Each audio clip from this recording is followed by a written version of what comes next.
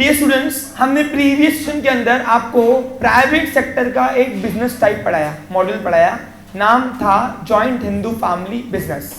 अब हम ऐसे बिजनेस की बात कर रहे हैं आज जिसका मेन मोटिव प्रॉफिट अर्निंग नहीं है, प्रोवाइडिंग रेंडर सर्विसेज है टू इट्स मेंबर्स। समझा नहीं? देखो ध्यान दो, आज हम ऐसे बिजनेस की बात कर रहे हैं जिसका मेन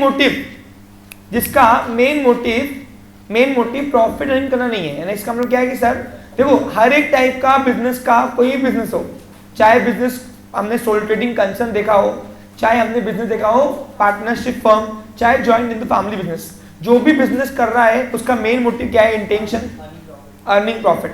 लेकिन आज हम ऐसे टाइप के बिजनेस को पढ़ने जा रहे हैं जिनका मेन मोटिव यानी प्रायोरिटी वो प्रॉफिट अर्निंग को नहीं दे रहे, वो दे रहे providing render services to its members.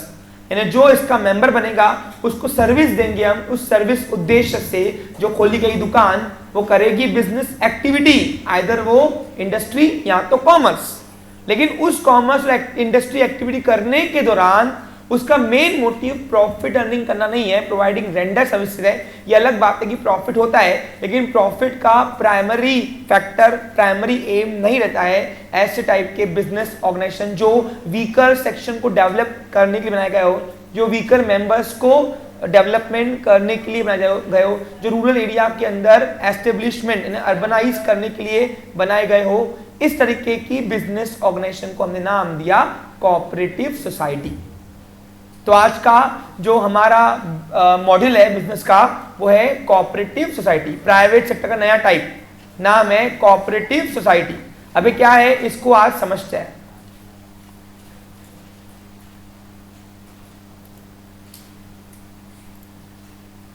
तो ये कोऑपरेटिव सोसाइटी है क्या? देखिए, जब भी कोई आपस में common peoples, common individual, group of peoples associate होते हैं ये इंटेंशन से कि हमको प्रॉफिट कमाना नहीं है, हमको करना बिजनेस में से कोई भी एक एक्टिविटी, यहाँ तो इंडस्ट्री की एक्टिविटी कोई भी, यहाँ तो कॉमर्स की, लेकिन मेन इंटेंशन प्रॉफिट अर्निंग करना नहीं है।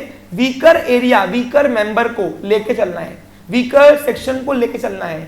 तो ऐसे ऑर्गेनाइजेशन को हमने नाम दिया कोऑपरेटिव सोसाइटी। ये जो ऑर्गेनाइजेशन है ये कई सारे टाइप्स में बन के चलती है, लेकिन इनके लिए भी एक नया एक्ट बनाया गया है, सॉरी नया एक्ट नहीं है, एक्ट बनाया गया है, Indian cooperative act, Indian cooperative act. अब आप बोलोगे सर ये इंडियन कोऑपरेटिव एक्ट एक्चुअली बनाया कब है, बराबर कि नहीं? तो इंडियन कोऑपरेटिव एक्ट जो है यस 1960,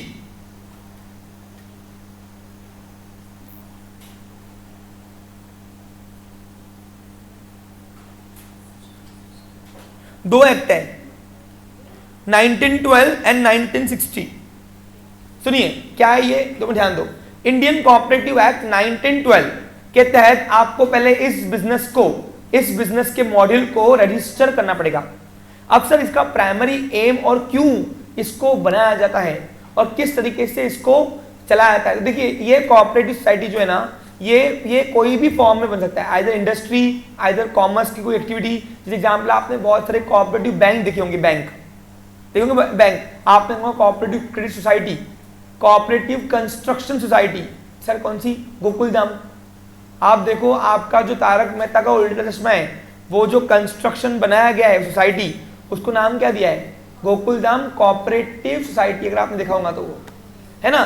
तो यानी इसका मतलब क्या है कि वो कोऑपरेटिव सोसाइटी बन के चलती है। अब सर ये बिजनेस के मॉडल क्या है पहले हमको समझाओ, इसको एग्जाम्पल देख के हम समझाते। देखिए इन शॉर्ट देखो, मैंने प्राइवेट सेक्टर के 5 टाइप के बिजनेस पढ़ाए। कौन कौन से बताओ?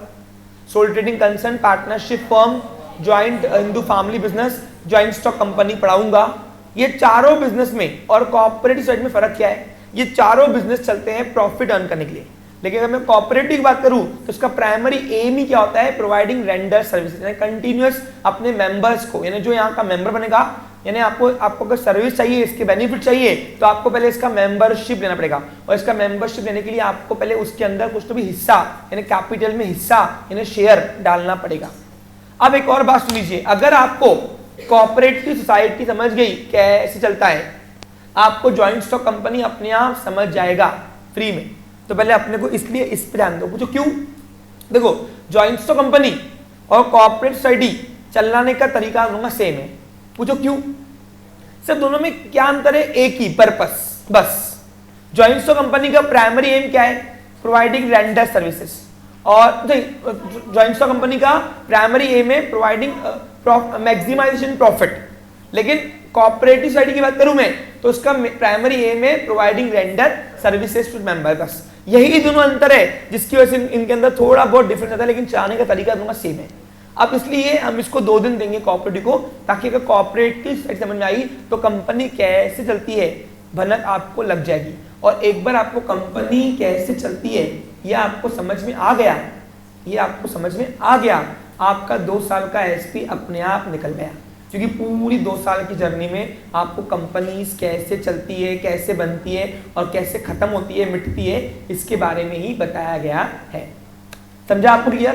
तो इन शॉर्ट आपको पूरी एसपी के अंदर जॉइंट स्टॉक कंपनी की स्टडी की गई है। लेकिन ये जब तक कि आप सारे मॉडल नहीं पढ़ोगे तब तक आपको डिफरेंस समझना नहीं कि जॉइंट स्टॉक कंपनी एक्चुअली ये कौन से टाइप का बिजनेस है और क्यों इसको एक अलग आइडेंटिफिकेशन दी गई है लॉ के अंदर। समझा आपको क्लियर? चलिए तो पढ़ते हैं कॉर्पोरेटिव सोसाइटी का एग्जांपल। देखिए ध्यान दो, देखो the main motive of every business organization is to earn profit, is to earn maximization profit, but the main motive of the corporative society is to provide render services to its members.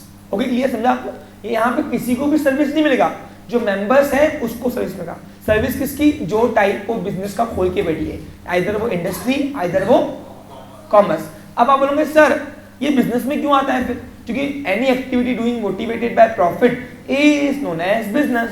लेकिन आप तो यहाँ बोल रहे हो कि यहाँ पे प्राइमरी एम प्रॉफिट मोटिव है ही नहीं। यहाँ आप बोल रहे हो कि समाज को सर्विस देने के लिए, वीकर मेंबर्स को सर्विस देने के लिए, रूरल एरिया के अंदर अर्बनाइजेशन लाने के लिए, मतलब गरीब स्लम एरिया के अंदर उनको जो सर्विसेज गवर्नमेंट नहीं दे पा रही है वो ये सर्विसेज आम इंडिविजुअल पर्सन्स देते हैं। तो इस तरीके से ये जो सोसाइटी बनाई गई है ना, ये हर एक मेंबर यहाँ से सर्विस देने के लिए बनाई गई है। तो यानी जो काम को गवर्नमेंट होना चाहिए हम प्राइवेट इंडिविजुअल्स पर्सन एस्टेब्लिश करके करते हैं। और मजे की बात क्या है, इनको टैक्स में बेनिफिट दिए। पूछो क्यों? क्योंकि ये जो काम गवर्नमेंट को असिस्ट करना, जो काम सरकार को होना चाहिए, बताओ गरीबों को पालना, गरीबों को सर्विसेज देना, अच्छी हाई क्लास सर्विस देना, ये किसका काम है? लेकिन कौन कर रहा है? हम आम इंडिविजुअल पर्सन, यानी कॉमन इंडिविजुअल पर्सन क्या खोल के? कोऑपरेटिव सोसाइटी खोल के। अब एक एग्जांपल इसको समझते हैं। देखिए ध्यान दो, देखो cooperative store, cooperative bank, cooperative credit society, cooperative construction society, building, मतलब ये सब आप टाइप के बिजनेस जा सकते हो इसके अंदर। अभी क्या होता है सुन लीजिए, cooperative warehouse also, cooperative warehouse भी होता है। मैंने आपको टाइप्स ऑफ वेयर हाउस याद है पढ़ाया था, उसमें कोऑपरेटिव वेयर हाउस गया होगा, मैंने आपको नहीं पढ़ाया होगा, मैंने कहा था कि ये आगे जब आएगा एसपी में तब आपको पढ़ाऊंगा व्हाट इज कोऑपरेटिव सोसाइटी। तो ये क्या होता है? अब इस टाइप अलग अलग टाइप में स्टोरी की मदद से मैं आपको समझा रहा हूँ कि ये अलग अलग टाइप के बिजनेस का अल्टीमेट सबका मेन गोल क्या है? Providing render services. देखिए क्या होता है, क्या हुआ, सपोज फॉर एग्जांपल एक अपार्टमेंट था। क्या था? हाँ एक अपार्टमेंट था। एक अपार्टमेंट के अंदर 15 महिला अपने घर गृहस्थी में रहती थी और अपनी सेविंग्स भी करती थी। जैसे एग्जांपल 15 गर्ल्स या लेडीज ये आपस में काफी अच्छे से रहते थे। एक पूरी सोसाइटी थी, सपोज अज्यूम करो एक अपार्टमेंट के अंदर वो 15 गर्ल्स होती थी। सपोज डॉली, ईशा, नंदिनी, उसके बाद अंजलि, उसके बाद वैशाली, है ना, उसके बाद प्रिया, उसके बाद इशिका, परी, ओके, ऐसे करके 15 गर्ल्स टोटल थी। समझा आपको? क्लियर? डन। अब क्या करती, सब अपनी जॉब्स करती थी। क्या करती थी? जॉब्स। अब जॉब्स करती थी। एक दिन उन्होंने अपनी किटी पार्टी किया। किटी पार्टी, गर्ल्स की किटी पार्टी, है ना, मालूम है तुमको तो किटी पार्टी? अच्छा लेडीज की होती है क्या? तो गर्ल्स की कौन सी पार्टी थी? हाँ क्या बोल रही है? क्या बोली कृतिका? चलो ठीक है, हाँ तो लेडीज की नहीं, गर्ल्स नहीं होती? अरे यार शिट। हाँ तो अज्यूम करो सबकी शादी हुई थी, ओके, सब आंटियां थी, ओके चलो, ओके ध्यान दो। हाँ, प्राची भी थी उसमें और कृतिका भी थी, ठीक है। चलो, अब वैसे सब आपस में और इनके फैमिली वगैरह मस्त एक ही अपार्टमेंट रहते थे, हस्बैंड वाइफ दोनों कमाते थे, सब मिडिल वर्गीय क्लास से थे, middle class people, okay, middle class people, हाँ, यस। अब क्या हुआ इस तरीके से एक दिन उन्होंने सबने किटी पार्टी किया और किटी पार्टी में काफी एंजॉय किया और आखिरी में फेडअप हो गए सब लोग कि यार आज की महंगाई में कुछ हो रहा ही नहीं है, सेविंग्स वगैरह वगैरह, सही कि नहीं? अरे आ रहा कि नहीं? जितना भी आ रहा है हम कमा रहे हैं, सब उड़ जा रहा। तो फिर क्या हुआ, उतने में क्या था, इतने में इशिका एक पढ़ी लिखी बहुत हायर पढ़ी लिखी क्लास की लड़की थी, बाकी सब भी पढ़े लिखे थे, जॉब करते थे, लेकिन इशिका की पढ़ाई ज्यादा थी, अज्यूम करो। और इशिका ने एक आइडिया दिया, बोला क्यों ना हम लोग आपस में एक महिला बचत घट यानी एक लेडीज का क्रेडिट कोऑपरेटिव सोसाइटी खोले। बोला ये क्या है सर? बोला इसके लिए हमको कोई अलग से दुकान या लगेगा नहीं, हम क्या करेंगे, एक अपनी एक फर्म डॉक्यूमेंटेशन में यानी एक लीगली पेपर फॉर्मेट में हम बनाएंगे और वो फर्म हम इंडियन कोऑपरेटिव एक्ट 1912, कहां पे 1912 ये बनाया गया है, Indian cooperative act, cooperative act 1912 1960 Maharashtra cooperative act है। सबसे मैंने ये सेंट्रल एक्ट ये वो सब महाराष्ट्र के लिए बनाया गया है। ओके, समझा आपको? हाँ, एक मिनट बेटा ये बंद कर, तो एसी बहुत ठंडी पड़ रही है।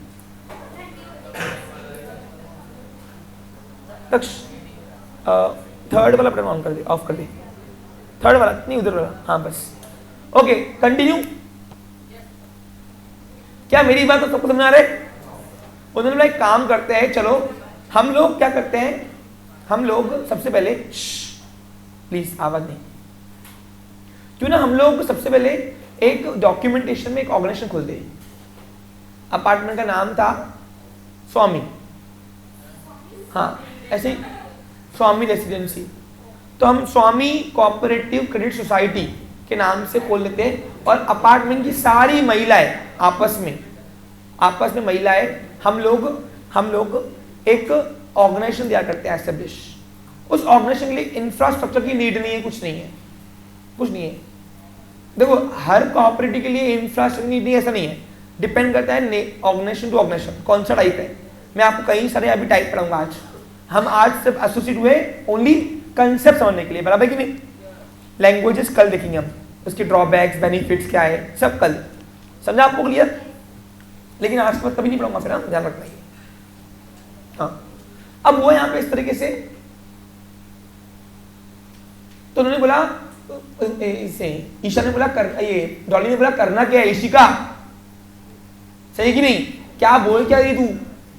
तो देखो हम लोग एक डॉक्यूमेंटेशन वकील के पास जाएंगे, एक ऑर्गेनाइजेशन एस्टेब्लिश करेंगे। उस ऑर्गेनाइजेशन के अंदर हम क्या करेंगे, हर महीने एक जॉइंट में बैंक अकाउंट खोलेंगे, और जॉइंट में बैंक अकाउंट खोलने के बाद हमारा नीचे पार्किंग में एक वेस्टेज दो गोडाउन पड़े, उससे एक छोटा सा गोडाउन अपन एक ऑफिस खोल लेते हैं अपना उसका, और उस ऑफिस के अंदर वहां पे कुछ मेंबर्स को हेड बनाएंगे आपस में, सभी मेंबर्स को नहीं, कुछ मेंबर्स को हेड बनाएंगे और सब मेंबर 10-10 हजार रुपए बढ़ेंगे। ये 10 हजार रुपए क्या करेंगे, हम 10 हजार रुपए एफडी कर देंगे बैंक में, जब तक यूज होगा नहीं तब तक हमारे पास इंटरेस्ट आता रहेगा, और इंटरेस्ट आएगा तो हम सभी में लास्ट में जब दुकान टूटेगी सब में बटेगा।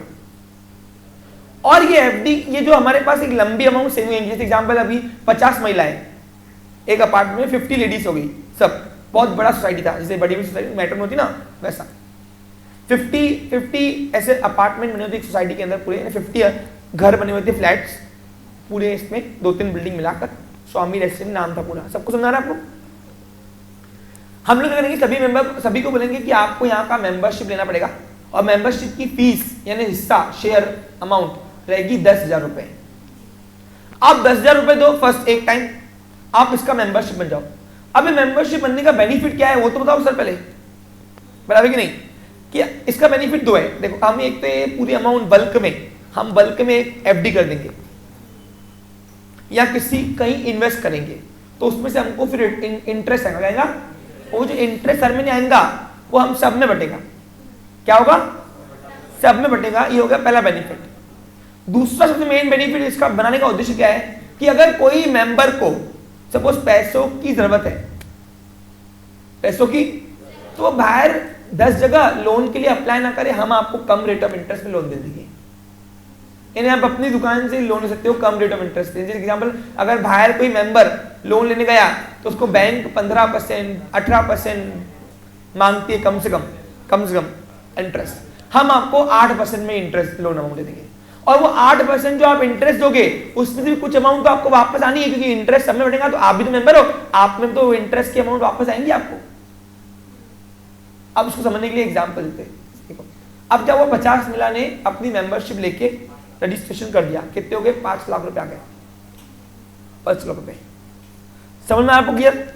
अब जिसको मेंबर बनना है आओ, यहाँ पे कोई ना धर्म चलता है, ना जात चलती, ना पात चलता, कुछ नहीं। कोऑपरेटिव सोसाइटी के अंदर कुछ चलता नहीं है।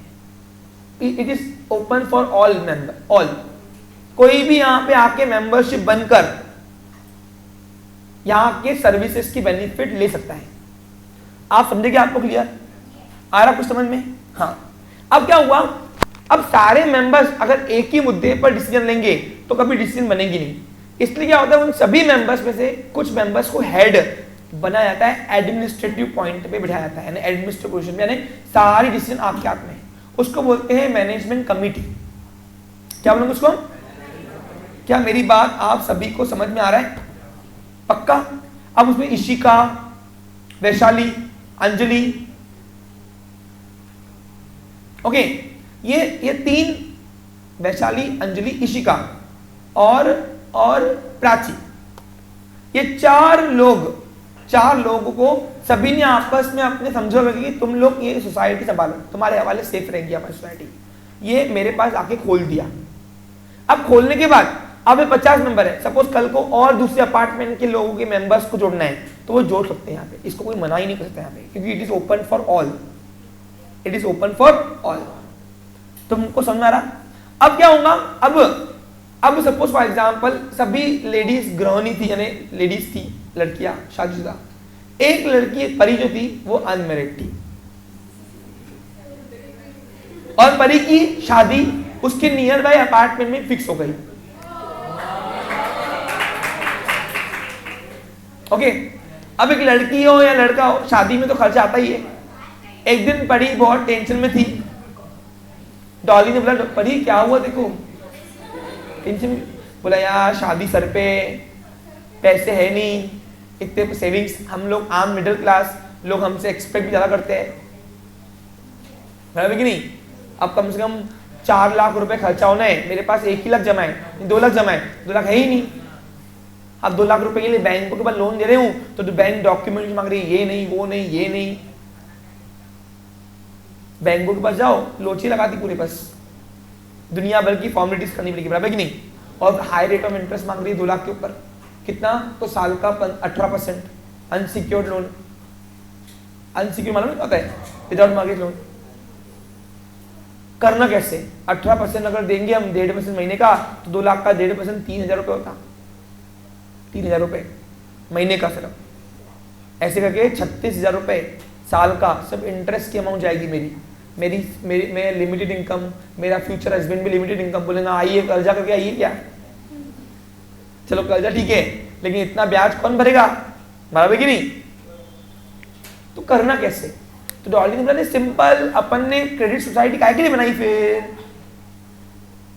देखो नीड है ना, तो अपनी सोसाइटी तू मेंबर है ना इसकी? बोला हाँ मैं मेंबर बना, 10,000 भरे थे मैंने, 10,000 रुपए मेंबरशिप का सर्टिफिकेट भी मेरे पास बकायदा।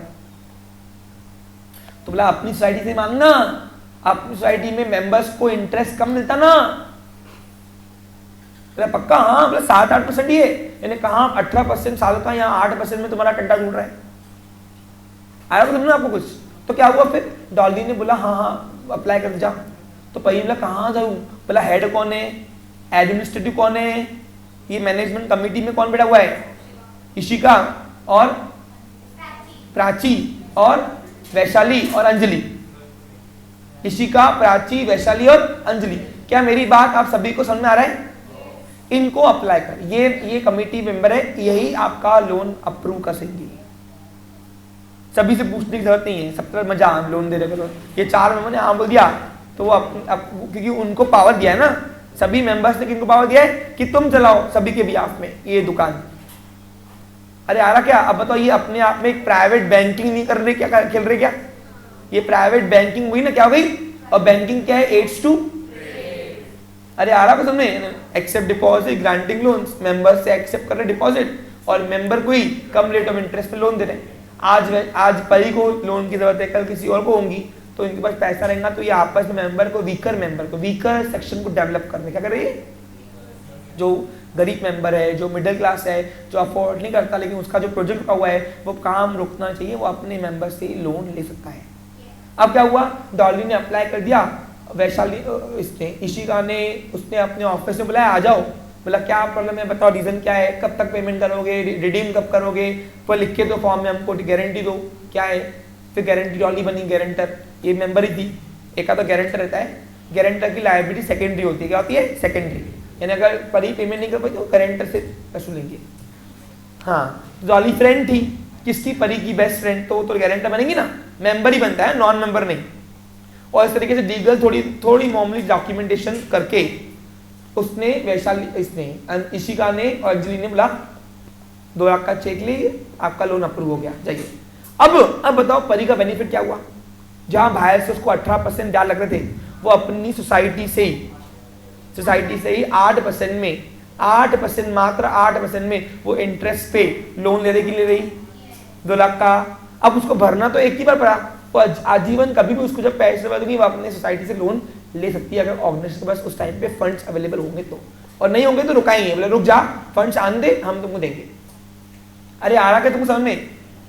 पक्का समझ में आ रहा कुछ तुमको? आ रहा समझ में आपको? अब क्या हुआ? अब वो जो ये ऑर्गेनाइजेशन खोली गई, अब परी को लोन की जरूरत है, तो परी को जो अब बेनिफिट क्या हुआ? 2 बेनिफिट हुआ। देखो, परी को एक तो बाहर से इंटरेस्ट रेट कम लग गया, दूसरा बेनिफिट क्या हुआ? 8% जो देगी वो परिवार सोसाइटी को इंटरेस्ट, सोसाइटी के लिए क्या हुई? इनकम हुई कि नहीं वो? अरे दुकान के लिए क्या हुई? इनकम हुई ना। तो इनकम का जो लास्ट में प्रॉफिट निकलेगा, प्रॉफिट वो सब मेंबर्स में बढ़ता है, उसको बोलते हैं डिविडेंड। क्या बोलते हैं हम? Distributable profits. क्योंकि उस प्रॉफिट पे एक मालिक का हक नहीं है। क्यों? दुकान सबकी है ना। अरे दुकान सबने लगाया कैपिटल 10,000 रुपए, तो जितने भी मेंबर होंगे सब में वो कटेगा। तो बताओ कुछ अमाउंट उसको लास्ट में वापस आएंगी कि नहीं? क्यों? क्योंकि जो इनकम आ रही है, इनकम से प्रॉफिट एक्सपेंस माइनस करके जो प्रॉफिट निकलेगा, प्रॉफिट, वो प्रॉफिट में परी का भी तो हिस्सा है, कि परी भी तो मेंबर है, तो इनडायरेक्टली कुछ अमाउंट और वापस देगी उसके पास। कैसे समझा क्या? देखो, परी हर महीने, हर साल ऑर्गेनाइजेशन को इंटरेस्ट देगी। इंटरेस्ट क्या हुई? इनकम। क्या हुई? इनकम हुई ना। अरे इनकम हुई ना। अब इनकम हुई तो इनकम में से एक्सपेंस जो रहेगा ऑर्गेनाइजेशन का खर्चा, एम्प्लॉय की सैलरी वगैरह माइनस करके, अकाउंटेंट की सैलरी माइनस करके जो बचेगा वो प्रॉफिट होता है। क्या होता है? प्रॉफिट का मीनिंग क्या है? Excess of income over the expenditure. पढ़ाया था ना आपको मैंने। तो जो प्रॉफिट होगा उस प्रॉफिट में सब मेंबर को बढ़ेगा ना, तो परी भी तो मेंबर ही है ना, तो परी के पास भी तो कुछ हिस्सा वापस आएगा प्रॉफिट के तौर पे। तो इसलिए इनडायरेक्टली अपनी ऑर्गेनाइजेशन को वो दे रही है, कुछ हिस्सा उसको वापस और मिलेगा, और रेट ऑफ इंटरेस्ट कम हो गया इंडायरेक्टली। तो इस तरीके से मेंबर्स लोग इसकी सर्विस इस तरीके से ले सकते हैं जिस पर्पस के लिए वो बनाया गया है। अब बताओ, ये इन्होंने संगठन बना के बनाया, इसको बोलते हैं कोऑपरेटिव क्रेडिट सोसाइटी। क्या होता है ये? यानी आपस में ये प्राइवेट बैंक चला रहे हैं, लेकिन इसका मेन इंटेंशन प्रॉफिट नहीं है। अगर आप banking regulation act, RBI act में जाओगे तो आप कमाओ, लेकिन आप बैंक कर रहे हो, लेकिन किसके अंदर रजिस्टर हो गए? इंडियन कोऑपरेटिव एक्ट के अंदर। और ऐसी सोसाइटी जो बनाई जाती है ना, इसका जो प्रॉफिट होगा, अगर वो टैक्सेबल इनकम में आती भी है तो इसको टैक्स में काफी ज्यादा एग्जम्पशंस होते हैं, बेनिफिट होते हैं। जो क्यों? क्योंकि गवर्नमेंट खुद चाहती है कि ऐसी ऑर्गेनाइजेशन फल फूलती रहे। पूछो क्यों? तथा वीकर मेंबर को लोन देना या गरीब को सर्विस देना, ये किसका काम है? गवर्नमेंट का। ये कौन कर रहे हैं? Private individuals. हम लोग आपस में एक दूसरे की हेल्प कर रहे हैं ना। अरे फीलिंग ऑफ कॉपरेशन के लिए बनाया गया है ना कोऑपरेटिव सोसाइटी, सहयोग करने के भाव से। तो जब गवर्नमेंट काम आसान हो रहा है तो क्यों बंद करेगी? चलाओ चलाओ बनेगी, चलेंगे चलाओ, अच्छा है, हमारा काम लोड कम हो रहा है। समझा आपको क्लियर? इसलिए गवर्नमेंट ऐसे टाइप के बिजनेस को क्या करती है? हाँ, लेकिन इसका मेन इंटेंशन प्रॉफिट नहीं है। हाँ बोलिए।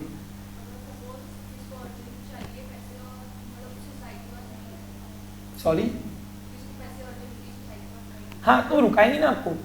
जब रिडेम्पशन जिसकी मेंबर की डेट आनी होंगी वो उसको बोलेंगे कि जल्दी रिडीम कर सकता है कि हमारे पास मेंबर रेडी है। और ऐसी सोसाइटी में फंड्स आते थे, क्यों?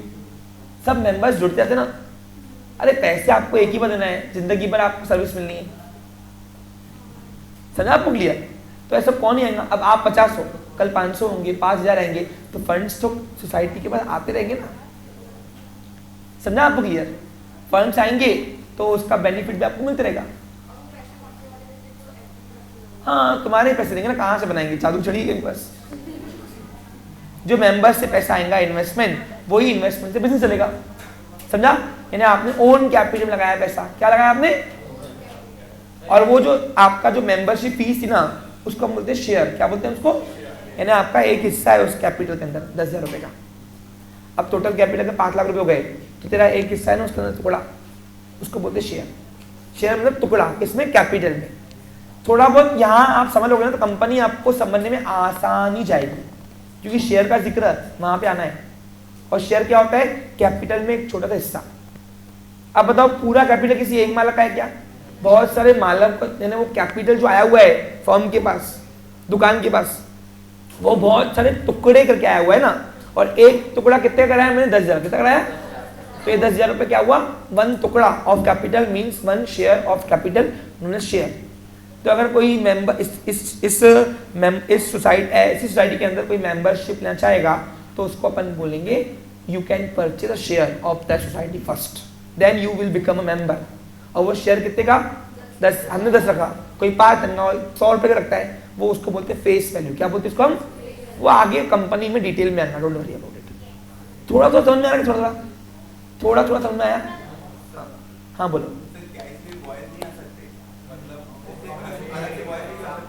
तो महिलाओं का बनाया है ना, तुम आपस से बनाओ फिर। हाँ, लेडीज महिलाएं बॉयज नहीं आएंगे। हाँ, अगर बनाया होगा सिर्फ क्रेडिट कोऑपरेटिव सोसाइटी तो कोई भी open for all, ladies gents सब मिलकर करो। लेकिन उन्होंने आपस में बचत गट बनाया ना, तो ऐसे आपकी सेविंग, देखो 3-4 बेनिफिट है। सेविंग की सेविंग हो रही, सेविंग की। अब आप बोलोगे सर क्या हम यहाँ पे 10,000 रख सकते? नहीं, आप यहाँ पे 20,000 रखो। आप अगर 20,000 रखना चाहते हो तो 2 शेयर मिलेंगे आपके हिस्से में, आपके नाम पे 2 शेयर होंगे। अगर आप 50,000 रखना चाहोगे तो आपके पास जितना आपका इन्वेस्टमेंट ज्यादा उतना आपका प्रॉफिट में हिस्सा ज्यादा। पूछो क्यों? क्योंकि आपकी लागत ज्यादा है उसके अंदर। अरे आ रहा समझ में आपको? अब अगर डॉली बोलती कि नहीं मेरे को हर महीने सेविंग करनी है 10,000 रुपए, तो हर महीने शेयर खरीद उसका, चलता है। ऑर्गेनाइजेशन मना नहीं करेगी। पूछो क्यों? क्योंकि उसके पास तो इनकम आती रहेगी ना। अगर वो लोन मेंबर को देगी नहीं तो वो एफडी चल रही है उसकी, वहां से इंटरेस्ट आएगा, तो तुम्हारा बेनिफिट ही है। और जितना जिसका कैपिटल में अमाउंट कॉन्ट्रीब्यूशन, उतना उसका प्रॉफिट में हिस्सा। समझा आपको क्लियर? मिनिमम जो है वो हमने फेस वैल्यू तय की 10,000 रुपए। हाँ, यहाँ पे मिनिमम मेंबर की कोई लिमिटेशन नहीं है। हाँ, मिनिमम की है, सॉरी 10 माय मिस्टेक, 10। कम से कम 10 लोग चाहिए कोऑपरेटिव सोसाइटी खोलने के लिए, तभी रजिस्ट्रार तुमको सर्टिफिकेट देगा। और मैक्सिमम अनलिमिटेड आन दो, जितने भी आ सकते आ जाओ। समझा? तो ऐसी दुकान आपस में जो मेन इंटेंशन प्रॉफिट कमाना नहीं है, प्रोवाइडिंग रेंडर सर्विसेज है, कंटिन्यूस सर्विस अपने मेंबर्स को। किसको? ओनली नॉन मेंबर्स को नहीं, मेंबर्स को। यहां से लोन, तुम्हारी दुकान से लोन कौन लेगा? Only member. नॉन मेंबर स्थिति क्या? आपको उसको बोलना पड़ेगा पहले आप मेंबरशिप लो, फिर आप यहां से लोन लेने के लिए हकदार हो। और इसलिए आप देखो ये क्रेडिट सोसाइटी हो गई, बैंक नहीं हुई। क्या नहीं हुई? बैंक नहीं। क्योंकि आपस में तुमने इंडिविजुअल किया। समझे आपको क्लियर? ऐसे अब दूसरा एग्जांपल दे रहा हूं, अब मैं सिखा रहा हूं credit store. Cooperative credit store का मतलब क्या होता है? ये क्या था? कोऑपरेटिव क्रेडिट सोसाइटी आपस में बनाई तुमने। अरे समझ में आ रहा है कुछ? किसको नहीं आ रहा है? हाथ पकड़ो बिंदास। समझी? पक्का? यानी आज के बाद कभी पूछूंगा आना चाहिए। देखिए मेरा एक उसूल है, यानी तुम पूछो या तो मैं पूछूंगा फिर। चलो अब हम बात करते हैं एग्जाम्पल नंबर 2। पिक्चर वही अपार्टमेंट की, बहुत अवेयर है भैया वहां के लोग, अपने पैसे कैसे बचाना है उनको आता है। देखो ना बचाया ना, यहाँ पे आज पई ने बचाया, कल डॉली को लोन कर दूंगी, वहां से अपनी सोसाइटी लोन लेंगी डॉली। अरे आ रहा तुम सबने, देखो तुम्हारा सेविंग का सेविंग हो रहा है पैसा, ये पैसा तुमको लास्ट में वापस ही मिलेगा। ये पैसा तुमको लास्ट में, अब सर अगर मुझे बीच में निकलना है तो आप अपना शेयर किसी को बेच सकते हो, नॉन मेंबर्स को। एग्जांपल अभी सपोज सिमरन, अब सिमरन नॉन मेंबर है,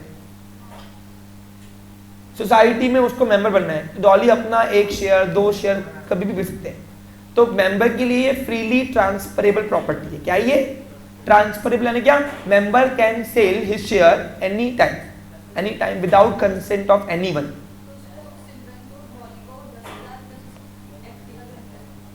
नहीं, एफडी का इंटरेस्ट डिपेंड करता है, तो लेके बैठ गई अगर साल के एंड में तो डिविडेंड खा के बैठेगी वो। अरे डिविडेंड खा के बेचेंगी ना भाई अगले साल, सही है कि नहीं? साल के एंड में डिविडेंड मिलता है, कब है? साल के एंड में हिसाब किताब होता है, जितना प्रॉफिट बचा सब में बटेगा, जितना भी प्रॉफिट बचा वो सब में बटेगा, जितने मेंबर रहेंगे। अच्छा जितने मेंबर नहीं, जितने हिस्से उसके अंदर शेयर्स। हेलो, अगर डॉली के पास 3 शेयर है और तेरे पास 1 ही शेयर है तो उसको प्रॉफिट ज्यादा मिलेगा। पूछो क्यों? क्योंकि इस दुकान के अंदर उसकी लागत ज्यादा है, जितनी जिसकी लागत उतना उसका प्रॉफिट में हिस्सा। और ये लागत इन्वेस्टमेंट कैसे मेजर होंगी? नंबर ऑफ शेयर से, जिसके पास होल्डिंग है। समझा आपको क्लियर? अगर डॉली के पास 3 शेयर है, ईशा के पास सिर्फ 1 ही शेयर है, तो ईशा और डॉली को प्रॉफिट इक्वल नहीं मिलेगा। हाँ डेफिनेटली, जितना जिसका लागत उतना उसका हिस्सा प्रॉफिट में। तो बताया ना आपको, you can sell out your share anyone and terminate your membership. तो हाँ, जिसने नहीं खरीदा तो सोसाइटी आपसे खुद ले लेगी वापस शेयर अपना। यानी आप अपना सर्टिफिकेट दो, सर्टिफिकेट उसको बोलते हैं शेयर सर्टिफिकेट। क्या बोलते हैं हम? भाई आपको निकलना है भाई, तो क्या करोगे? सोसाइटी के पास जाओ, बोलो ये हमारा हिस्सा हमको वापस चाहिए, तो आपका सर्टिफिकेट वापस लेके वो आपको पैसा आपको वापस करेंगे। यानी आप वहां से उस दिन से बन गए नॉन मेंबर। कौन बन गए? यानी अब आप यहाँ का बेनिफिट नहीं हो। फिर आपको बनना है, फिर खरीद लो। समझा आपको क्लियर है? आपस में ये वीकर मेंबर को, वीकर सेक्शन को चलाने के लिए फीलिंग ऑफ कॉपरेशन सोसाइटी बनाई गई है, कोऑपरेटिव सोसाइटी। अरे एक दूसरे को सहयोग लेके चलना है, एक दूसरे को लेके चलना है, इसके लिए ही बनाई गई है कोऑपरेटिव सोसाइटी। समझा आपको क्लियर? अरे आ रहा क्या? अब आप देखो जितनी भी कोऑपरेटिव बैंक्स है, जनता कोऑपरेटिव बैंक है, अकोला अर्बन कोऑपरेटिव बैंक्स है, ये सब कोऑपरेटिव सोसाइटी है जो बैंकिंग फंक्शन कर रही है।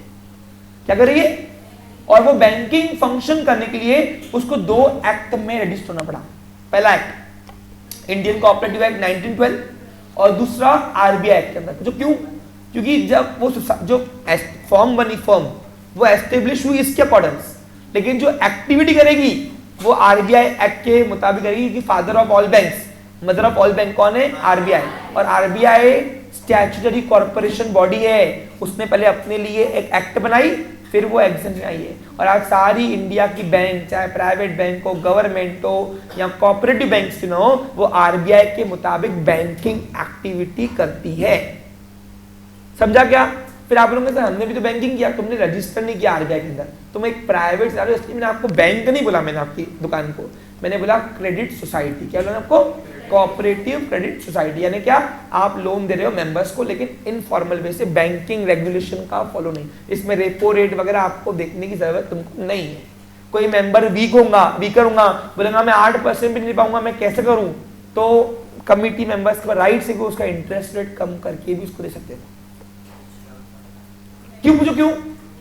क्योंकि ये इनफॉर्मल है। यानी इसके लिए सोसाइटी आपको एक्ट आपको रेस्ट नहीं करता कि इतना लगेगा, और बैंकिंग कोऑपरेटिव बैंक करके बनते थे अगर आप बैंक करके, तो आपको इसके तो प्रोविजन फुलफिल करनी है एक्ट के, साथ में आरबीआई की टर्म्स एंड कंडीशन भी फुलफिल करनी है।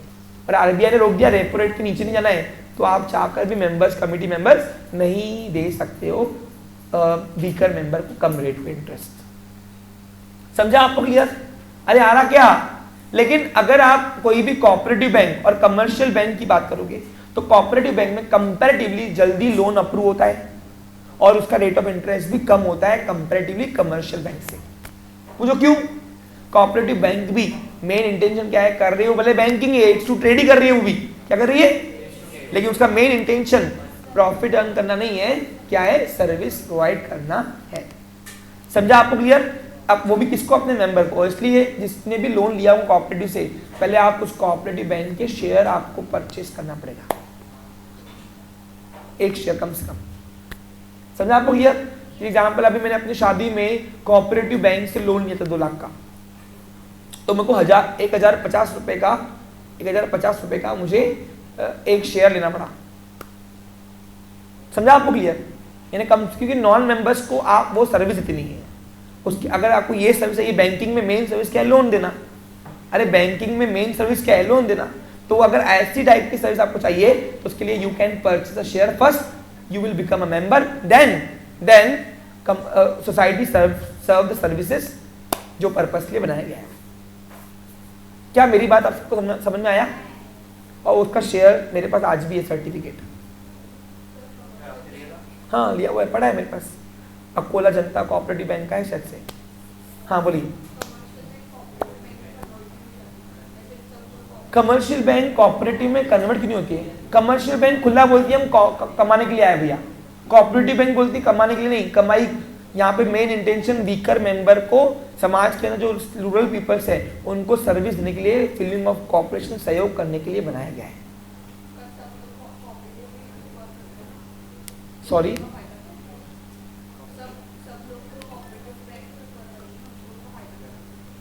समझा नहीं मैं, आप क्वेश्चन क्या बोल रहे बताइए मुझे। सब लोग अपना फायदा लेने, क्या? हाँ, तो अब देखो, आपको अगर फॉर्मल लोन चाहिए, क्या चाहिए, तो आप कमर्शियल बैंक से लोगे। समझा आपको? देखो कंपैरेटिवली कोऑपरेटिव बैंक जो है ना, वो जल्दी लोन देती है आपको, उसमें लीगल डॉक्यूमेंट कम होती है, तो चॉइस इज यूर, आपको ऑप्शन खुले हुए हैं। अरे भाई वो तो कॉमन पीपल डिसाइड करना मुझे कहाँ से लोन लेना है, कमर्शियल बैंक से किससे लेना है। अब कमर्शियल बैंक लोन के ऊपर आपको ऑफर भी काफी अच्छी देती है, ऑफर्स कोऑपरेटिव नहीं देती है। कमर्शियल बैंक हमको इंटरनेशनल सर्विस देती है, लेकिन कोऑपरेटिव नहीं पाती, कोऑपरेटिव लोकल रीजन में चलती है सिर्फ। अरे आ रहा क्या? अब कोऑपरेटिव बैंक तुमको नेट बैंकिंग देंगी क्या? नहीं देगी। ई मनी देंगी, ट्रांसफर नहीं देगी, ये सब आपको कौन देगी? तो आपको कमर्शियल बैंक का फिर सर्विस लेने के लिए उसका कस्टमर बनना पड़ेगा ना बेटा, फिर आप कोऑपरेटिव बैंक में क्यों जाओगे। समझा? तो डिपेंड करता है पर्सन टू पर्सन क्या चाहिए आपको। अब आज भी मैंने मेरा कोऑपरेटिव में अकाउंट है, लेकिन मैंने एसबीआई से अकाउंट तो निकाला, मेरा एसबीआई में भी अकाउंट है। एसबीआई कौन हो गई? Commercial bank. कौन हो गई वो? अरे आ रहा समझ में? लेकिन अकोला जनता कोऑपरेटिव बैंक क्या है? ये कोऑपरेटिव सोसाइटी के अंदर चलती है। तो डिपेंड करता है कि आपको सर्विस कौन चाहिए।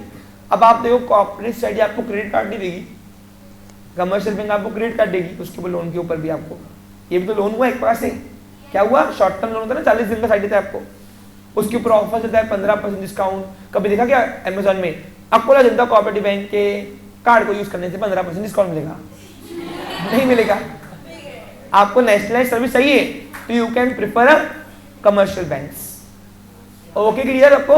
तो ये डिपेंड करता है सर्विस टू सर्विस। इसलिए हम भी किसके नहीं, तो ऐसा अगर सभी सर्विसेज कोऑपरेटिव बैंक देने लगी तो हम कमर्शियल बैंक को जाएंगे क्यों? हम तो कोऑपरेटिव जाएंगे ना भैया, वो तो अपनी दुकान है। अरे आ रहा क्या? अगर आप अकोला जनता कोऑपरेटिव के शेयर हूँ, यानी मालक हूँ मैं, मतलब शेयर खरीदा हुआ मेरे, तो मैं मेंबर हूँ ना वहाँ का, मेरी बैंक है वो बोलूंगा मैं। अरे आ रहा आपको समझ तुम कुछ? तो इस तरीके से ये चलती है। अब बताओ, क्या आपको 2 टाइप के ऑर्गेनाइजेशन समझे क्या? कोऑपरेटिव बैंक और कोऑपरेटिव सोसाइटी। क्लियर पिक्चर आपको? Create cooperative society. हाँ, अब आते हैं थर्ड, कोऑपरेटिव स्टोर। अब कोऑपरेटिव स्टोर क्या होता है? ऐसा ऑर्गेनाइजेशन जो इंडियन कोऑपरेटिव एक्ट के अंदर रजिस्टर होगा, यानी जिसका मेन मोटिव प्रॉफिट नहीं है, जिसका मेन मोटिव क्या है? Providing render services. A, render services, ध्यान दो, समझो, रेंडर सर्विसेज।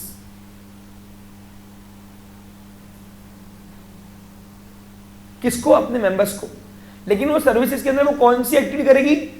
ट्रेडिंग, या तो कॉमर्स की, या तो इंडस्ट्री की, यानी गुड्स से डील करने की, सर्विस से नहीं। अभी अगर मैं सर्विस डील किया, ये पैसा देना सर्विस एक प्रकार से, अभी हम गुड्स से लेंगे, गुड्स से। तो ऐसी सोसाइटी को हमने नाम दिया क्रेडिट स्टोर। एग्जाम्पल दूं, देखो क्या हुआ, एक इसको एग्जाम्पल के तौर पर समझते हैं। ये एग्जाम्पल मैं आपसे पूछूंगा, सब समझो उस चीज को। सपोज क्या हुआ, एक अपार्टमेंट है बहुत बड़ा, उस अपार्टमेंट के अंदर एक ही, उस अपार्टमेंट के बाहर यानी 2-3 अपार्टमेंट एक साथ है, 2-3 फुल सोसाइटी बनी हुई है। आपने कहा मेट्रो सिटी में गए हो आप कभी? एक बहुत बड़ी एरिया के अंदर बहुत सारे ऐसे अपार्टमेंट बने होते हैं, पुल वगैरह सब बने होते हैं, मालूम है आपको? एमिनिटीज बोलते इसको, सोसाइटी। गोकुल धाम देखी होंगी आपने, शायद से वैसी होंगी, शायद से, है ना, जेठालाल का।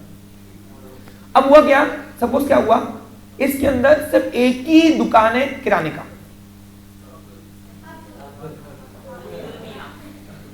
ओके, अब सपोज अज्यूम करो वो दुकान थी सपोज निखिल की। अब क्या हुआ, निखिल आड़े टेढ़े रेट लगा रहा। पूछो क्यों? सारे अपार्टमेंट किराना निखिल की दुकान जा रहा। जो रेट एमआरपी रेट को डिस्काउंट नहीं, ट्रेड डिस्काउंट है ही नहीं। 10 रुपए की साबुन जो मिलता है सोप, हाँ वो 10 में दे रहा। भाई कुछ तो कम कर, 50 का साबुन 50 में। अरे एमआरपी में कुछ तो कम कर भाई, 49 कर, एटलीस्ट 48 तो कर। और वो घर में कितने का पड़ रहा है? 40 का, 38 का, तो इतना कमा रहा। और फिर जो किराना आइटम होते हैं, दाल वगैरह, उसमें रेट होता ही नहीं है, आड़े टेढ़े भाव चला रहा अपने मन से, क्योंकि निखिल को पता रहा कि मैं ही अकेला दुकान में यहाँ पे, और सभी ये फ्लैट मेंबर्स में से ही माल लेंगे, क्योंकि ऑप्शन नहीं इनके पास। बराबर है कि नहीं? अरे बराबर है कि नहीं? बहुत कमा था, बहुत कमा था। एक दिन क्या हुआ, एक दिन वहां पे क्रिश रहता था अपार्टमेंट के अंदर। ओके, तुम सब सपोज अपार्टमेंट के मेंबर हो, यानी सब अपार्टमेंट में रहते हो, फ्लैट मेंबर्स हो। कौन हो? Flat member. सबको समझ आ रहा है? अरे आ रहा क्या? अब बताओ निखिल की दुकान किस में आएंगी? सोल ट्रेडिंग कंसर्न में। वो समाज के भलाई के नहीं बैठा हुआ है, वो कमाने के लिए बैठा हुआ है। तो निखिल की दुकान प्राइवेट सेक्टर के सोल ट्रेडिंग कंसर्न में आएगा, सिंगल माला के, बराबर कि नहीं? और सोल ट्रेडिंग कंसर्न का भी प्राइमरी एम क्या है? Profit earning. क्या मेरी बात आप सभी को समझ आ रहा है? एक दिन क्या हुआ, क्रिश को उसकी वाइफ ने बोला जाओ नीचे से मेरे लिए डव सोप लेके आओ, मैं डव लगाऊंगी। क्रिश तुम्हारा टाइम बोला ना ऑफिस के लिए, जल्दी जाओ लेके आइए। और क्रिश गया नीचे। ओके, क्रिश गया नीचे और निखिल के पास बोला वो डव सोप देना। तो एमआरपी लिखी थी 50 रुपए। तो बोला कितने दूं? बोला 50। बोला कुछ कम नहीं? बोला 50 दो भैया, नहीं तो रखो, माल कमी है, लो लेने वाले ज्यादा लोग हैं, अकेला ना वो, पता है उसको, और बाकी दुकान आधा 1 किलोमीटर दूर है, कौन जाएगा? ले 50 जा। लेकिन उसको ऑफिस में पूरा टाइम क्रिश को दिमाग चला कि यार ये क्या कर रहे हैं हम लोग, ये तो बहुत लूट रहा हमको। अरमा आड़े तेरे भाव लगा रहा। चलो ये तो एमआरपी थी, दिख रही, कुछ आइटम में एमआरपी होती नहीं है, किराना के आइटम्स में, ग्रोसरी आइटम्स में। दाल क्या रेट है, बाहर मिल रहा है 200 रुपए, तो ये 170 रुपए, तो ये 200 का बेच रहा घड़ी हमारे को, आड़े तेरे मुनाफा।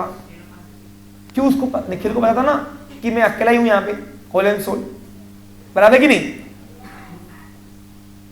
तो हुआ क्या, कृष्ण ने आखिर एक दिन सोचा, बहुत सोचा।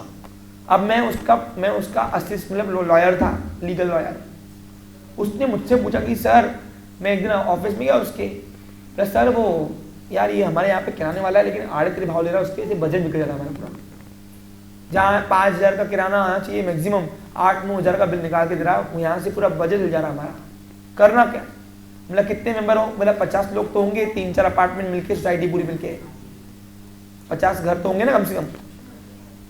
मतलब एक काम करो, सबको एक मीटिंग बुलाओ, मैं आता वहां पे, ठीक है। तो मैं मतलब मैंने मीटिंग बुलाया, उसने कृष्ण ने सबको बुलाया वहां पे, और सबको बुलाने के बाद हमने उन सभी मेंबर्स के, तुम सब मेंबर्स हो घर के, यहाँ 50 लोग, बॉयज जेंट्स मीटिंग थी, लेडीज हो गई थी, जाओ बाजू में। जेंट्सों को समझाया, देखिए भाई आप हर महीने वो निखिल से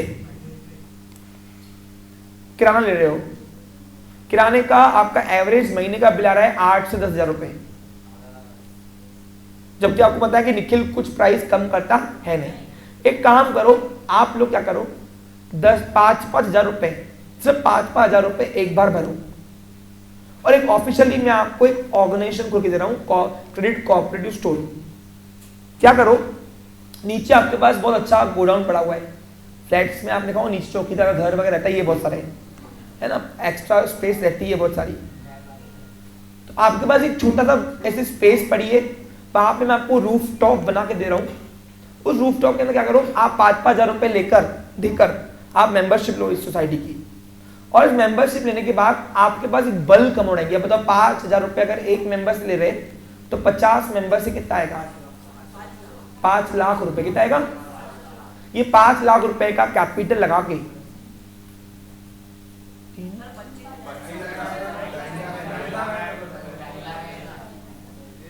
हाँ 2.5 लाख क्या हो गया तुमको,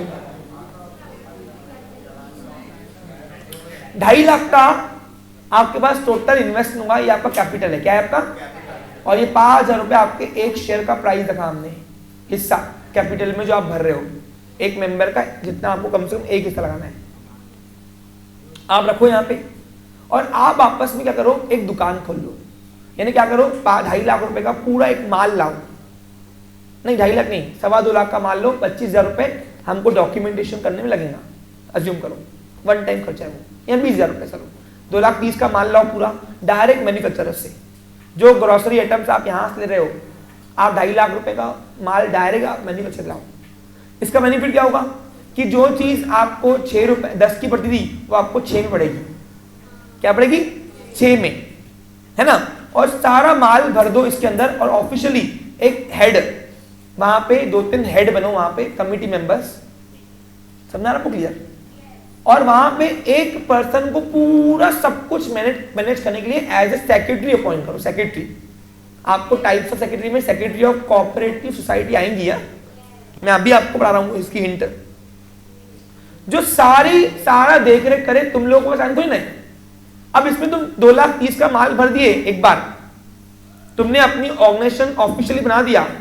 अब आप कमाओ मत, आप करो, आप जो भी लोगों ने मेंबरशिप लिए उनको बोलो आज के बाद से किराना यहीं से ले, हमारे यहीं से। कहां से, हमारी दुकान जो हमने बनाई कोऑपरेटिव स्टोर, क्या बनाया हमने। इसके अंदर बेनिफिट क्या है कि जो चीज 6 रुपए की हमारे पास आ रही है, ये निखिल 10 की बेच रहा, हम आपको 7 में देंगे मेंबर्स को।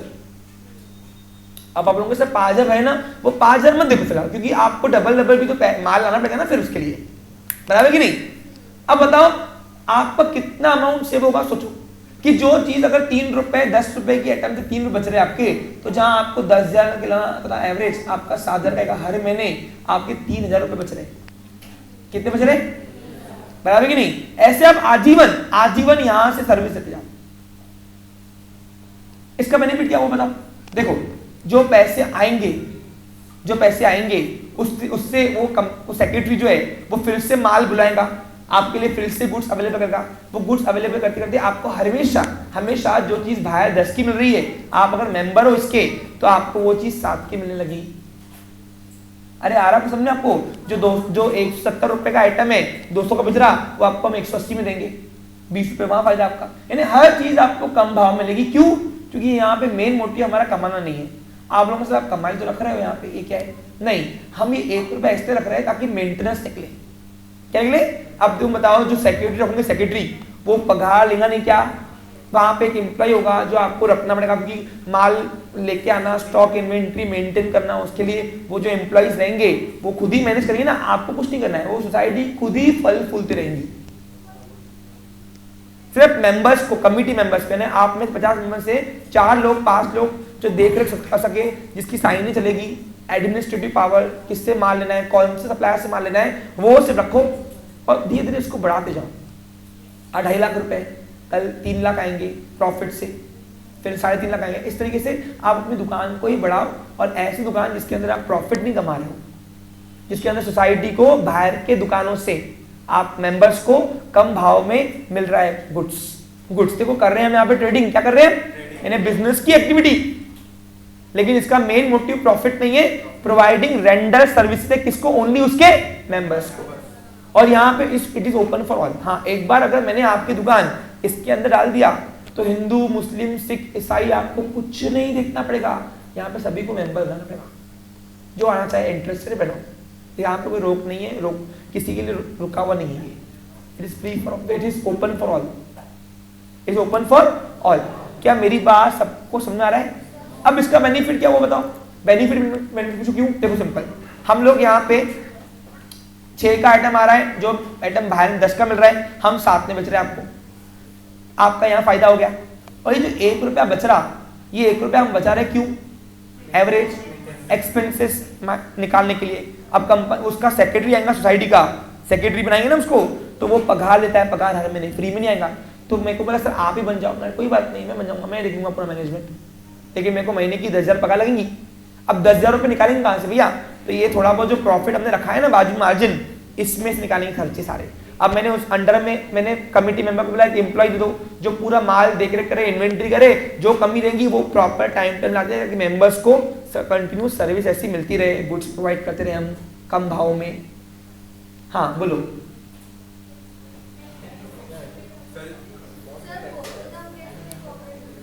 बता रहा था तो बंदी होना चाहिए ना भैया। अब काली कमाई करेंगे ना, हम अपना देखें कि उसका देखें। यहाँ पे आम आदमी का बजट बिगड़ा ना। हाँ, इसमें क्या नहीं समझा बताओ भाई, बताओ क्या नहीं समझा। देखो तुमने 2.5 लाख भरे, अब 2.5 लाख रुपए से माल आया, ये 2.5 लाख रुपए से माल आने के बाद एक बार माल आ गया स्टोर में, दुकान में, अब तुमको यहाँ पे फ्री में नहीं दे रहे गुड्स, हम तुमसे पैसे ले रहे। अब पैसे, अब 2.5 लाख का, हाँ वो भरेगा के लिए, ओनली ओपन करने के लिए। अब वो जो एक बार तुमने भरे 5,000 रुपए, तुमको उसका बेनिफिट हर बार मिलेगा ना। उसका क्या मिलेगा हर बार बताओ? कि जो आपका 10,000 का किराना आ रहा है बाहर से, आपका यहाँ पे एवरेज कितने का आएगा? तो 3,000 तो आपके बच गए ना यहाँ पे। अब जो 7,000 पे कर रहे हो आप, इससे फिर से ऑर्गेनाइजेशन फंड आएंगे, फिर वो माल लाएगा, तो उसको एक बार तो माल लाने के लिए पैसा लगेगा ना बेटा। यानी आपको फ्री में दे रहे नहीं यहाँ पे माल, हम यहाँ पे कम भाव में, औरों से कम भाव में आपको मिलेगा। उसके लिए हमने आपसे 5,000 रुपए पर फीस ली है। यानी आपको भरना एक ही बार है और इसकी सर्विस आपको आजीवन खानी है। आजीवन क्या? कि जो आप पे घर का पूरा किराना 10,000 का आ रहा था, वो यहाँ पे मात्र 7,000 का आ रहा है, लेकिन उस ऑर्गेनाइजेशन में 6,000 का आ रहा है। कितने का आ रहा है? तो 1,000 रुपए वो जो मार्जिन रख रही, काय रख रही है, ताकि उससे जो एक्सपेंस है वो सर्वाइवल हो जाए और ऑर्गेनाइजेशन ग्रोथ हो जाए। ग्रोथ क्या हो जाए? जो प्रॉफिट होगा ना वो और उसको एक्सपेंड करेंगे। 2.5 लाख का माल है, कल 3 लाख का, 3.5 लाख का आएगा, और जब माल बढ़ते हैं तो आपकी रिक्वायरमेंट्स और फुलफिल हो जाएंगी ना। समझा? तो इस तरीके से ऑर्गेनाइजेशन फल फूलते रहेगा, लेकिन कमाना उद्देश्य नहीं है। कमाना उद्देश्य सर्विस देना। क्या सर्विस देना है आपके उद्देश्य इसमें? कि जो चीज 10,000 का आ रहा था आपको 7 का मिलेगा। फ्री में नहीं दिया हमने। वो जो वन टाइम आपने इन्वेस्टमेंट किया आपने एक बार, वो काहे के लिए दिया? ये सर्विस लेने के लिए। और इससे एक बार माल भर गया, जो आपके अमाउंट आएंगी, जो आप लोगे कम भाव में भी पैसे भाव से, तो हमने ऐसा नहीं कि लॉस भी बचा, नहीं, थोड़ा बहुत प्रॉफिट मार्जिन रखा है, लेकिन इंटेंशन प्रॉफिट नहीं है हमारा। हमारा इंटेंशन क्या है? वीकर मेंबर को चलाना। जो गरीब है बेचारा, जो मिडिल वर्गीय बच्चा, मतलब वहां का मेंबर है, यानी अपार्टमेंट का फ्लैट मेंबर, वो अगर 10,000 का किराना नहीं भर सकता, कॉम्प्रोमाइज लाइफ को, अपनी लाइफ को सेक्रीफाइस करा था, यहाँ पे उसको सेक्रीफाइस करने की जरूरत नहीं है। समझा आपको क्लियर? जो आइटम 10,000 रुपए भरने के चक्कर में वो नहीं ले पा रहा था, यहाँ साथ में उसको पूरा आइटम मिल जाएगा। समझा तेरे पास? यानी अगर तेरे पास 8,000 महीने के आ रहे सपोज, और यहाँ पे तू 10,000 का आइटम आ रहा, तो 2,000 कंप्रोमाइज करेगी ना, कुछ ना कुछ कमी करेगी, भाई ये कम ले ले, ये कम ले ले, यहाँ को साथ में पूरा घर भर जा तेरा। हर बार, तो वन टाइम तेरे को भरना है, लेकिन जिंदगी भर तेरे को काम करना है। और ये ऑर्गेनाइजेशन अपने आप चलती रहेंगी। कैसे? आपने उसको वन टाइम कैपिटल दे दिया ना, वन टाइम कैपिटल, अब वो खुद ही वहां से माल रोलिंग घुमाते रहेंगे, क्योंकि आप मेंबर को फ्री में दे रही नहीं है, आपसे पैसे ले रही है, लेकिन औरों से कम में दे रही है। समझा आपको क्लियर? और यहाँ पे नॉन मेंबर भी परचेसिंग कर सकता है, लेकिन उसको फुल एमआरपी मिलेगा भैया, उसको कोई डिस्काउंट नहीं, और वो प्रॉफिट भी ऑर्गेनाइजेशन के फंड में आएगा ना, लास्ट में जो प्रॉफिट आएगा, प्रॉफिट वो सब में बटेगा डिविडेंड के तौर पे। क्या? तो बेनिफिट है, यानी आपको कम भाव में भी कुछ मिल रहा है, और अगर ऑर्गेनाइजेशन के पास एक्सपेंस, इनकम में से एक्सपेंस काट के कुछ बचता भी है, तो वो सब में डिविडेंड के तौर पे बट जाएगा। डिस्ट्रीब्यूटिव प्रॉफिट भी सब मेंबर यहाँ के जितना भी आया हिस्से में। तो ऐसे सोसाइटी को हमने नाम दिया cooperative credit society. Cooperative credit store बोलो चलेगा, sorry cooperative store, my mistake, cooperative store. ये स्टोर खोला ना, हमने दुकान खोली ना अपने, जहां पे हमने ट्रेडिंग किया। क्या किया हमने? अब यहाँ पे क्या हुआ, डायरेक्ट मैन्युफैक्चरर से माल बुलाया, तो बीच के होलसेलर वगैरह हट गए ना, तो वो गुड्स सोसाइटी को सस्ते में पड़ने लगा। अब उसको सस्ते पड़ा तो उसने देना भी सस्ते में दिया ना, और उससे। हाँ बोलो। अब हम अपनी मेंबरशिप लिया ना हमने यहाँ से, हम काय को जाएंगे उसके पास? अरे अपनी दुकान अपन ने बना ली ना, तो अभी अपन काय को जाएंगे? अब बताओ, पूरा लोड दुकान बनने में सिर्फ एक को लगा गया? नहीं, छोटी छोटी अमाउंट में सबसे दुकान बन गया और सभी के लिए ओपन हो गया। अब 50 आज मेंबर है, कल 500 आएंगे। आज जो लोगों को मालूम पड़ेगा कि नहीं, ये सोसाइटी है, 10 का माल साथ में मिल रहा, 5,000 रुपए का शेयर मिल रहा, ले लो ना एक ही बार, तो सब लोग आते जाएंगे, ऐसे कैपिटल बढ़ते हैं, ग्रोथ बढ़ जाएंगी, और हमारा यहाँ पे दुकान भी एक्सपांड होते जाएगा।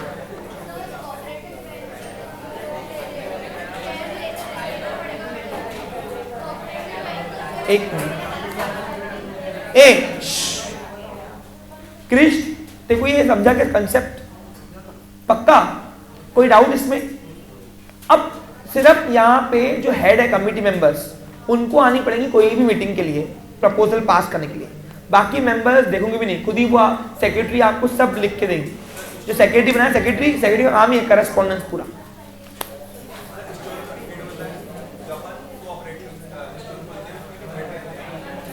हाँ, डिपेंड करता है, 3, 4, 5 सभी को नहीं बनाएंगे ना, तो क्या होगा, डिसीजन नहीं बैठेंगे कोई, सभी के यहाँ पे वोटिंग करके बिठाते हैं। अब तुमसे सभी से पूछेंगे आप कि किसको बुलाएं, कोई 3-4 नॉमिनी आएंगे, उनकी वोटिंग होगी, वो वोटिंग के बाद जो जिसको ज्यादा वोटिंग आई मेंबर्स से, उनको, हाँ समझा? डेमोक्रेटिक मैनेजमेंट क्या बोलते इसको? सोसाइटी का, कॉर्पोरेट सोसाइटी का और कंपनी का डेमोक्रेटिक मैनेजमेंट है। हेड जो है ना, हेड कमिटी मेंबर्स में, डायरेक्टर जो बैठे, डायरेक्टर वो वोटिंग करके सिलेक्ट होते हैं, वोटिंग करके सिलेक्ट होते हैं। समझा क्या? 1 मेंबर 1 वोट। हाँ बोलो। लिया ना परमिशन? कैसे लिया पूछ? इसके अंदर रजिस्टर क्यों किया फिर हमने? रजिस्टर किया है, नहीं क्या हो गया? इम्प्लाइड है, परमिशन मिल गई। ये एक्ट बनाया किसने? पार्लियामेंट पास हुआ है ना? नहीं, कंपलसरी रजिस्ट्रेशन है। अच्छा एक और बात सुन लीजिए, कल मैं इसके ऊपर चर्चा करूंगा। बच्चा लोग सुनो, अब कोई भी सोसाइटी, कोऑपरेटिव सोसाइटी हो, चाहे वो स्टोर बन के चले, चाहे वो क्रेडिट सोसाइटी बन के चले, या बैंक बन के चले, या कंस्ट्रक्शन हाउस सोसाइटी बन के चले। हेलो, कल मैं आपको कंस्ट्रक्शन दूंगा, वो गोकुलधाम सोसाइटी की पिक्चर याद करना मुझे बस। हाँ,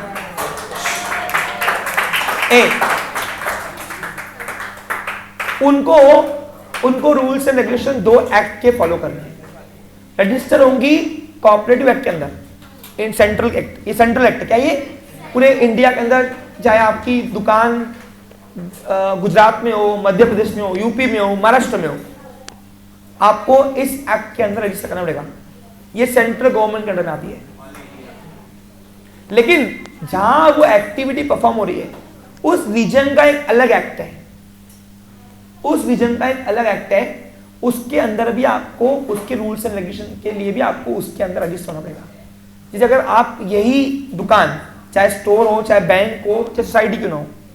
कोऑपरेटिव सोसाइटी अगर आप खोल रहे हो महाराष्ट्र के अंदर तो आपको Indian cooperative act plus Maharashtra cooperative act 1960 में रजिस्टर होना पड़ेगा।